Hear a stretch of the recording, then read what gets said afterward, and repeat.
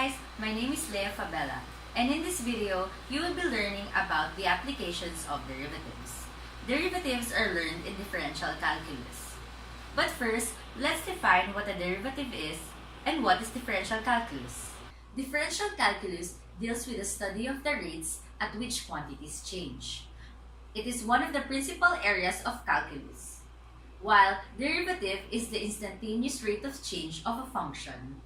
You can apply derivatives in various fields, such as related rates, velocity and acceleration, sale analysis and other business applications, and life and social sciences, and many more. So, I have here a problem for us to solve. The number of subscribers to CNC cable television in the town of Rudolph is approximated by the function n of x is equal to 1,000 quantity 1 plus 2x raised to 1/2, where x is greater than or equal to 1 or less than or equal to 30, where n of x denotes the number of subscribers to the service in the xth week.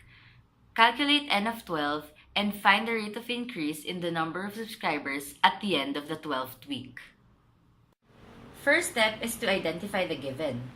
The function n of x is equal to 1,000 quantity 1 plus 2x raised to 1/2 pertains to the number of subscribers to CNC cable television.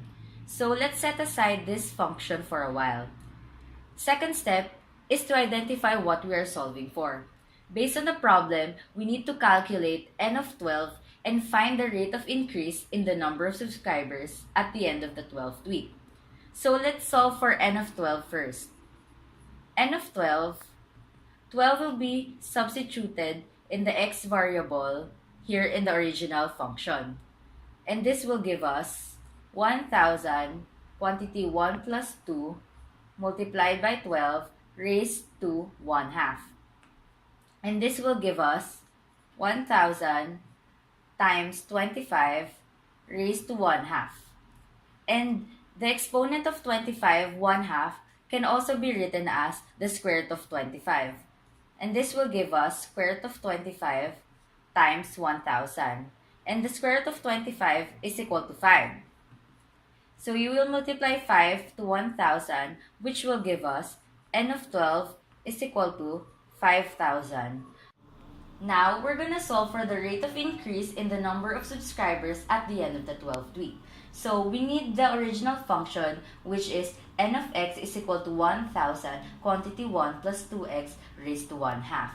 And based on my definition of derivative earlier, it is the instantaneous rate of change. Therefore, we need to get a derivative of the original function. And the derivative of the original function will be 1/2 times 1,000, because the exponent from the original function will go down beside the constant. Quantity 1 plus 2x raised to 1/2 minus 1, according to the power rule that we've learned in derivatives. And this will give us negative 1/2 times 2, because 2 is a derivative of 1 plus 2x. Continuing the process, this will give us 500 quantity 1 plus 2x raised to negative 1/2 times 2, and this will give us 1,000 quantity 1 plus 2x raised to negative 1/2.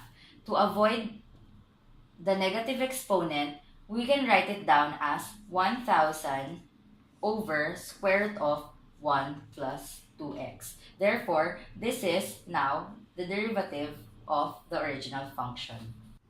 Now that we've got the derivative of the original function, which is 1,000 over the square root of 1 plus 2x, we're going to substitute 12 to x now, because we're looking for the rate of increase in the number of subscribers at the end of the 12th week.